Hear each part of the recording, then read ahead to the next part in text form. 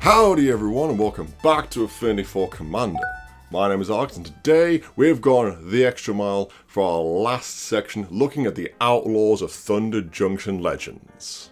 As always, any of the cards you see here, make sure to make all of your purchases through our fabulous affiliate links in the description box below. It doesn't cost you anything extra, but really helps channel out quite a lot. And as always, all the rootin' tootin' prices you see here today are provided by the fabulous cardmarket.com. Now, I will tear this up before we get into it. This is actually quite uncomfortable. Oh, I don't people wear these all the time. There you go, Terry.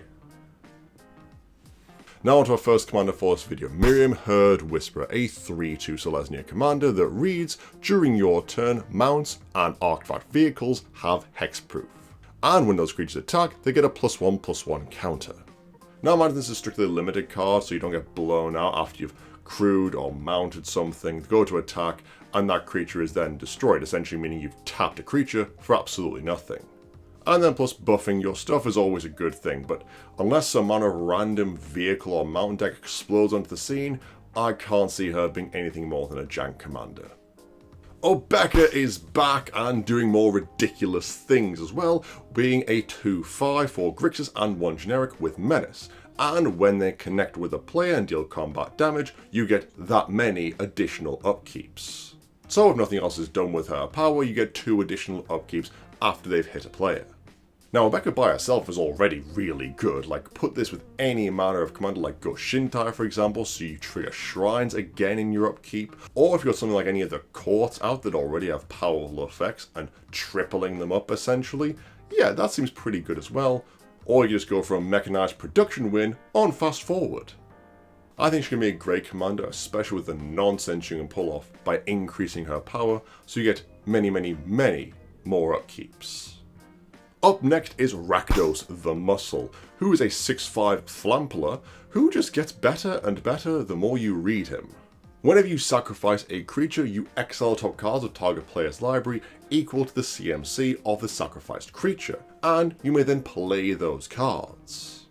Which that effect by itself is already pretty damn good, but then there's a second bit of text that is actually a sack outlet in of itself that grants Rakdos indestructible. Now yes, it does tap him, but considering the command has a sack outlet already on them, and together with that first ability, this is really good. Honestly, just play any black and red normal sacrifice deck and just churn through an opponent's library with the amount of value you're going to get from it. It is a fantastic card and a fantastic commander. Riku is back, this time not as with many reflections, but he swapped those for more paths now. He is a 3/3 for 3 in Teamer that essentially reads that when you cast a modal spell, you get to pick from his slew of effects based on how many modes you chose of that spell. So for example, if you cast Cryptic Command with Riku out, you get 2 of the effects from this card, and then you get to choose 2 of Riku's effects, either Impulse Drawing, buffing Riku, or creating a 1/1 bird token. Now if I'm going to be totally honest, this is going to go straight in our jank pile, because we have looked, trust me, we've looked. And the amount of modal spells in Teamer isn't that great a number, and the ones that are there don't have that great an effect. And the hoops you have to jump through and the restriction you have to put on yourself to build this deck just is not worth the outcome you get from Riku. Now I know this is going to be someone's pet card and pet deck that will just get better and better as we go through the years with more and more modal spells being chosen, but for now, straight in the jank pile. Roxanne Starfall Savant is a 4/3 Gruul commander that when they enter or attack, you get a Meteorite artifact token that when it enters deals 2 damage to any target and can tap for mana. And her second ability means that when you tap any artifact token for mana, you get another one of the mana produced by that token. So first things first, slap Roxanne with Parallel Lives and Doubling Season, and you will turn the board into a complete wasteland where your opponent's creatures used to be. And on top of that, we're tapping these meteorites for 2 mana with Roxanne out? Yeah, she seems really good. Now, I'm not going to put her as a commander just simply because I feel she'd go really well in a Merrier deck for the artifact tokens she makes, or in the new Gaia Red deck, so they can both tap and make more meteorites as she comes in or attacks. Still a kooky and fun card, but definitely a 99 card. Satoru the Infiltrator is a 2/3 Dimir Menace commander who lets you draw cards whenever stuff comes into play for free, essentially.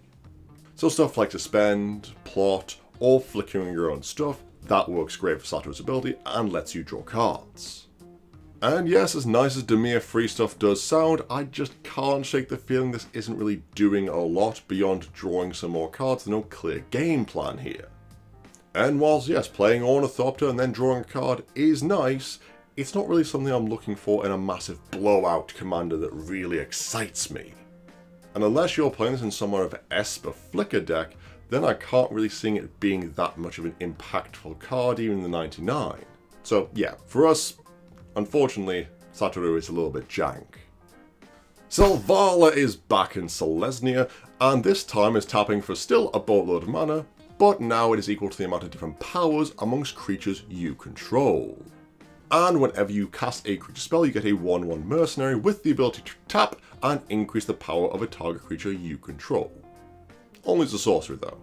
This is probably the legend that I went back and forth on so many times, because yes, she really does tap for mana, and provided you've got 4 more creatures out with different power, and the tokens help ensure that different power is occurring, then you can still just play the staff and do normal Salala things of draw your library, have infinite mana and win the game, which is still very good. But then on the other hand, she's not like the old mono green one, which is a little bit cheaper and let you draw a card here and there, especially if you're playing that type of deck. Equally, I think she'd be really good in the new Guy Red as well, again for the token production and the increase of power and the tapping to create more mana.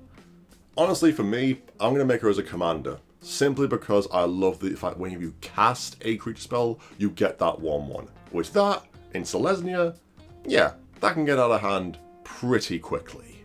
Taiwan King is a 2/3 Boros legend that reads, whenever you deal exactly a creature's toughness in non-combat damage, then you may draw a card, and they themselves can tap and add an additional amount of damage to any non-combat spell you are using, and thus hopefully draw you a card.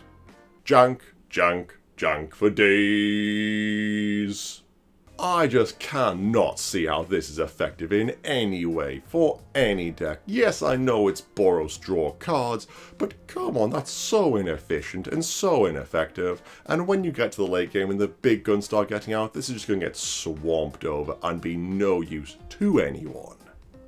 Now, unfortunately, continuing a trend of really good partner commanders being reprinted into terrible legends, we have File Smasher, who is now a 3/2 Rakdos legend that whenever an outlaw enters the battlefield, you get to deal 1 damage to an opponent. Not any target, just 1 damage to 1 opponent. Jank. Meanwhile, a card that is not jank is Vaska, the Silencer. She lets you steal your opponent's dead creatures for 1 generic mana. However, they do then lose all creature types, power and toughness, and essentially become a treasure token. But that's totally fine for me, because what I'm after is the sick effects from my opponent's creatures, not another body on the board. Love her. 10 out of 10. Will die to it again. And the last legend from the main set is Wily Juke, a teen hero.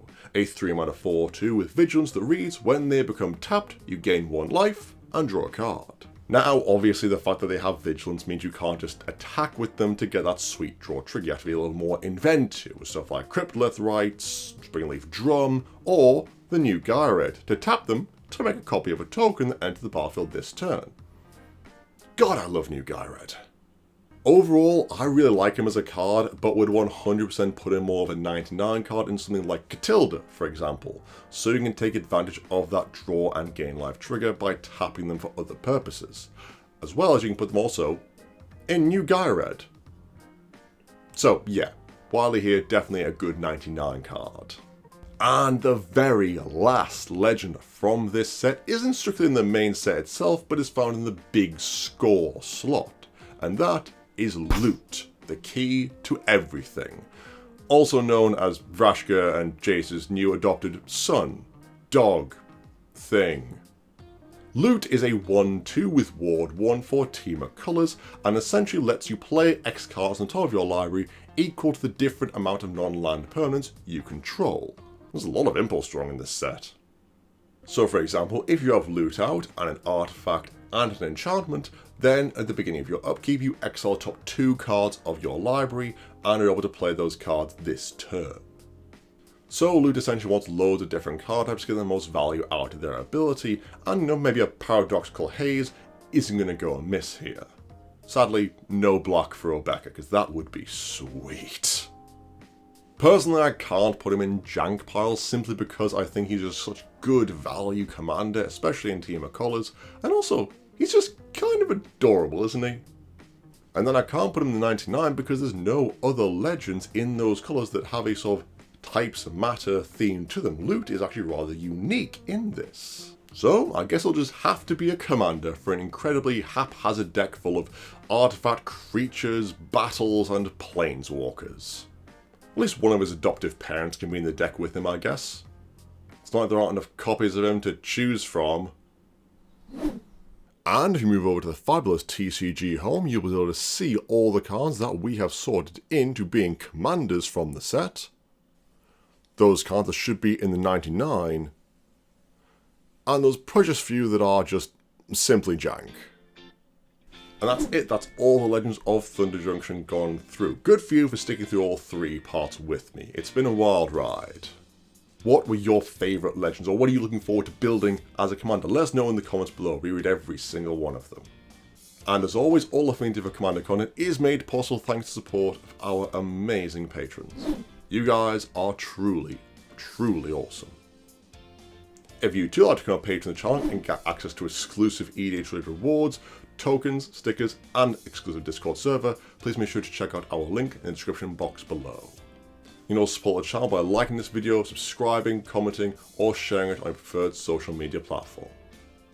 But that'll be it from me for now, guys. As always, I've been Alex, and I will see you next time.